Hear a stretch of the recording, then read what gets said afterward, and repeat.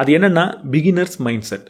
ஒரு விஷயத்தை இப்போ தான் புதுசாக நான் கற்றுக்க போகிறேன், எனக்கு எதுவுமே தெரியாது அப்படின்னா, அப்போ நான் எவ்வளவு ஆர்வமாக இருப்பேன், எவ்வளவு கேள்வி கேட்பேன், எவ்வளவு முட்டாள்தனமான விஷயங்களை அங்கே நான் செய்வேன்.